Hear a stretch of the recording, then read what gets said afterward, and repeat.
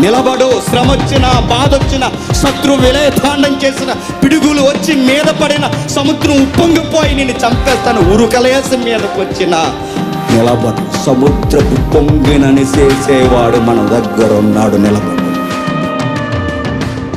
క్రీస్తు ప్రేమ నుండి వేరు చేయునా